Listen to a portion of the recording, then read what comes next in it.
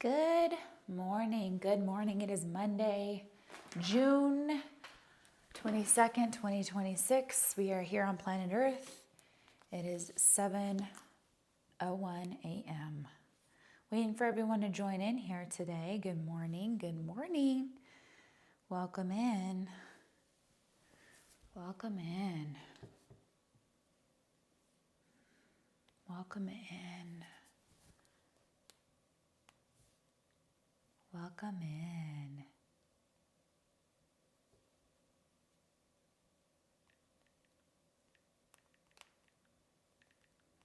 Welcome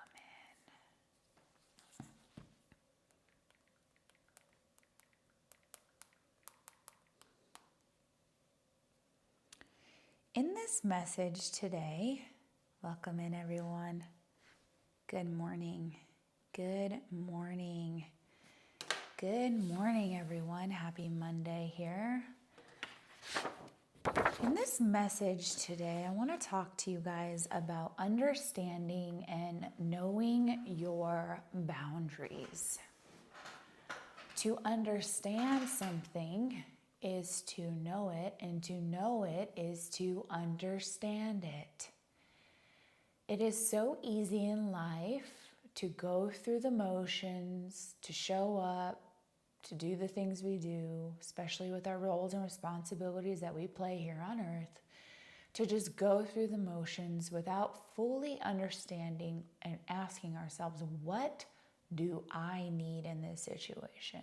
What energy do I want to bring in this situation?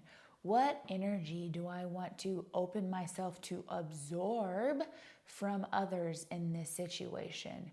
You are responsible for your energy. With your energy, there are certain things that come into play with when it comes to our energy. What is our energy, and how is our energy furthermore influenced? Well, energy is influenced by our presence, and our presence is our power.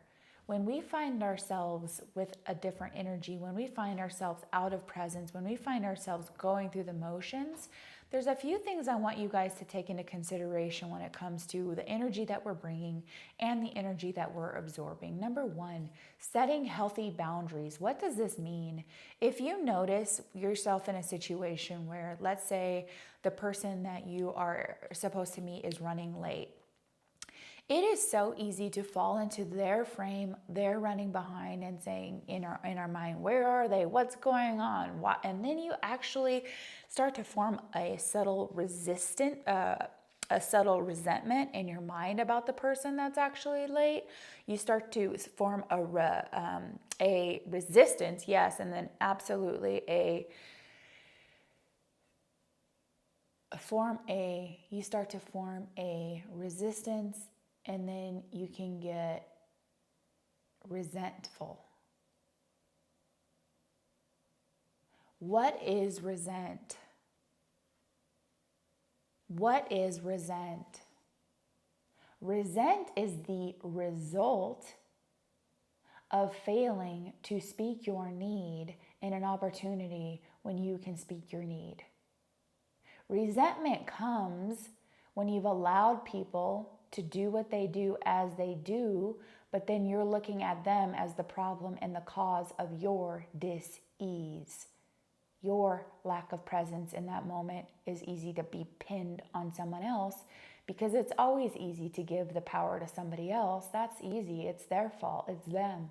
It's not me. It's them. That's how we operate. But with awareness, and through awareness, we can realize that we are accountable for our energy. Nothing outside of you can change your state. I know we like to feel like we are in total control, but I will tell you, you are in control. With God's help, He is the forefront. Nothing outside of you has the opportunity to change your state.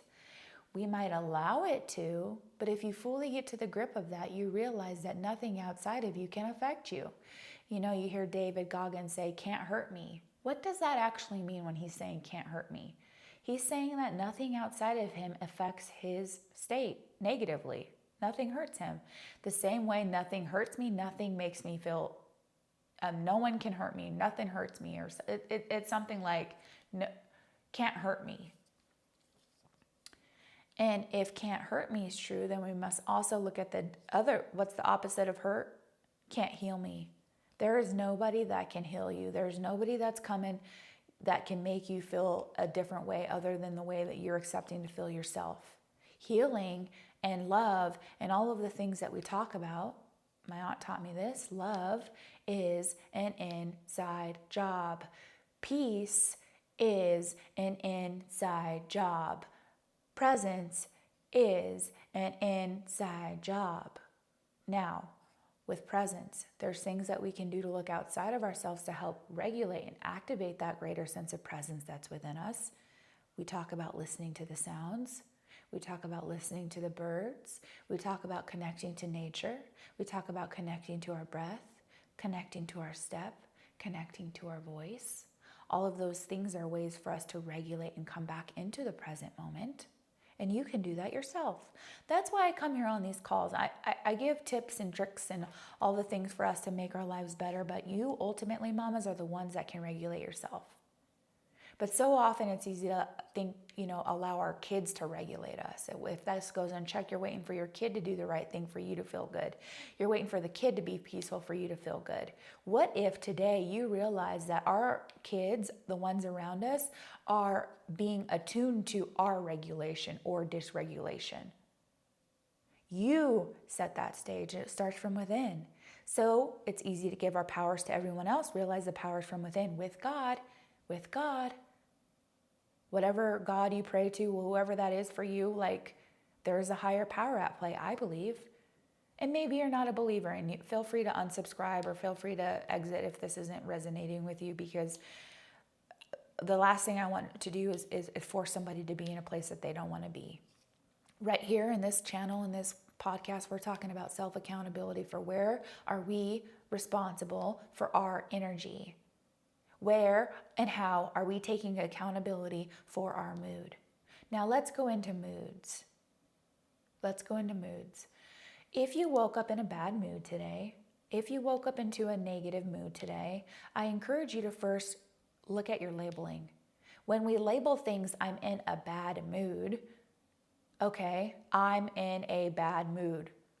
How do you feel when you tell yourself, I'm in a bad mood? Well, it even gets worse. You're telling yourself, I am in a bad mood. It's like you're claiming it as part of you. What if instead you noticed, wow, there's an unuseful thought flowing through my mind right now. That is a thought. That is not you. When you detach from the mood, when you detach from the emotion that is flowing through you as something that's flowing through and not part of you, now you have freedom. Now from that place you can take a different perspective. But it's so easy to latch on to a word of bad. It's easy to latch on to a thought that happens to flow through, and now it's taking you off with it, right? Think about thoughts as clouds. You're the emanating sky, the awareness, and a thought is like a cloud. And let's say a negative thought comes on and you cling to that. It's like you're clinging to the cloud flying by when really you are the blue sky. And it's easy to do. This isn't like, I don't say these things to say, oh, this is just so easy to do. Detach from your thoughts. What I'm asking you to do is please recognize that the thoughts in your mind are creating your reality, not experienced reality itself. You are not your thoughts. So if you're having a mood, analyze what is the root cause of that mood. Now, I get it. A lot of it could be hormonal. A lot of it is, genetics. A lot of it is as it is. This is about analyzing what else could be playing. Is it that you ate like crap over the weekend and now you have crappy energy because you actually didn't fuel your vessel the right way? Okay, now we're getting somewhere. Is it because you haven't slept last night and you know that your body absolutely needs sleep? Okay. Now we're getting somewhere. This is what I'm talking about. They say that your energy today, this morning or this afternoon, wherever you are across the world, is the result of the last 72 hours. What you ate, what you drank, how you slept, who you hung around, what your environment was. Did you creatively express yourself? Did you spend some spiritual time thanking God? Did you like give to something else? Were you in service to others? Okay, that equals your energy right now. It's like an energy equation. The energy that you have today is the result or the outcome, the result, the answer to your current energy is the things that you've been adding or subtracting to equal your current energetic state. And so this isn't a message about condemnation. This is a message about looking at your life and asking yourself, what do I need to subtract? What do I need to multiply? What do I need to divide? What do I need to eliminate? What do I need to exponentially put a 10x on in my life to enhance, enrich the level of presence upon which I do the things I do? I don't know about you guys, but it's really hard for me to be present when I've been feeling like crap, eating like crap, sleeping like crap. It's almost impossible. Like through sheer will, I guess you could try to like really get present. But how much harder are we making it for ourselves because of the choices that we make on a day-to-day basis? That's what it's about. It's looking at your decisions that you're making today, which will literally determine your energy tomorrow. If you're not in a great energetic state today, guess what? I get it. And maybe there's something deeper going on. You could have chronic pain. You could have chronic trauma. I'm not ignoring the things that are deeper that need to get worked out. And you know what that is? Get help for it. If you need to take a medicine for it. If you need to get therapy for it. But realize that a lot of this pain that we're experiencing is self-created. We can be addicted to it. A lot of people are addicted to their pain. A lot of people are addicted to the drama, the trauma, all of the things, because it feels so comfortable. It feels so comfortable. And for some people, that's all they know.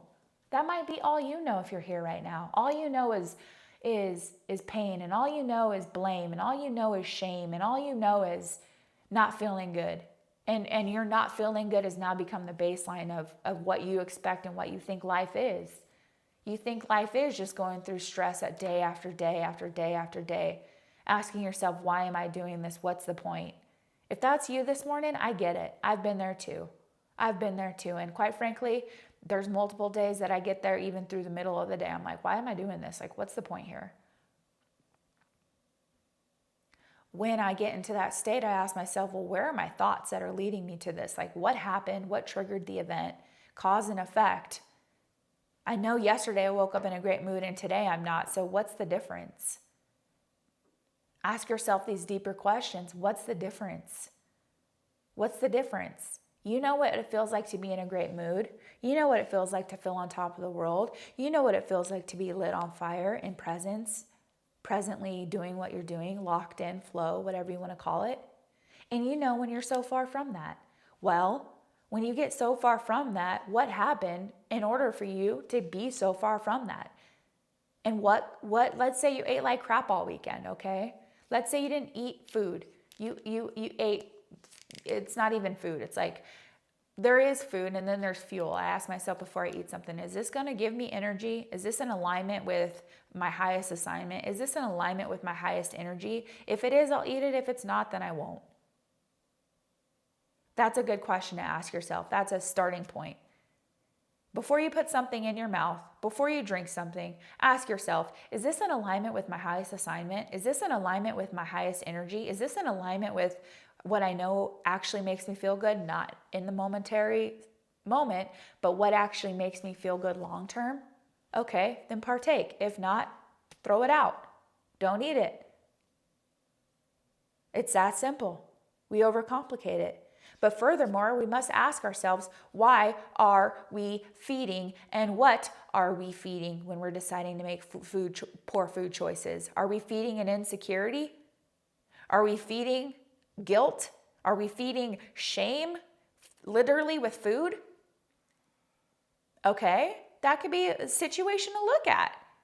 Because guess what? If we're just changing the behavior without the underlying root, the cause of the effect, which is like your shitty energy, excuse my language, then we're missing the point.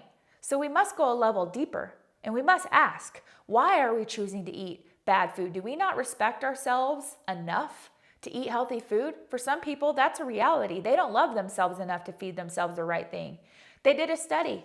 People will literally feed their dog better than they will feed themselves. People will feed their pets better than they'll feed themselves. People will take the pets to the vet and take the meds and all the things, but they won't take the meds for themselves.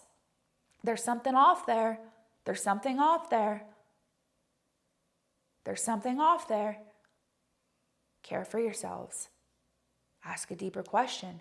What am I trying to feed with this alcohol? What am I trying to feed with this food and this sugar? What am I trying to feed with this binge watching of Netflix or whatever TV show poison of choice you choose? And I'm not against TV shows and I'm not against movies, because a lot of times there's comic relief and there's value in them, but we must ask ourselves why we're doing what we're doing. Are we doing it to numb out because we can't handle the pain of the day-to-day? Okay, let's analyze that. Are we doing it because we authentically enjoy the show and we're learning from it? Okay, great. You know what that is for you. Know thyself. From that place, we can now make decisions from a better place of clarity, from a greater place of presence for your future energy. Everything's an investment. Everything's an investment. We're constantly making bids for our future. Now, I get it. The past is done. The future hasn't come. And if we're blessed enough, we will be able to experience it. However, the choices that you're making in this present moment are carrying you forward either in a productive way, a useful way, or an unproductive way and an unuseful way. What are you going to choose today? What are you going to decide on today? Today is a new day. How are you going to move through it? How are you going to flow through it? How are you going to give to it? How are you going to live through it?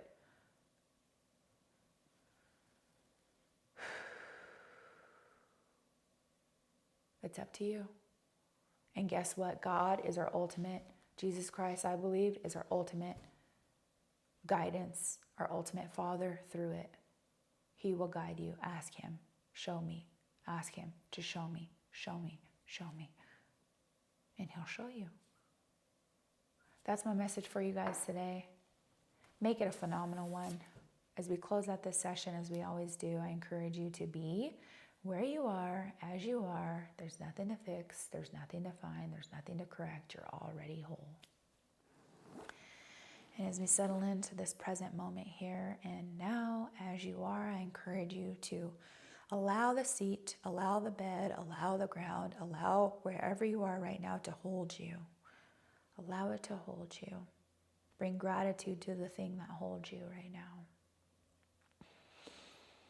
And together, we take a deep belly breath in and release. On the count of 3, feel free to join if you wish. Deep breath in. Picture a big red heart balloon filling up and release. That balloon goes down. Deep breath in. Filling up. Deep breath out.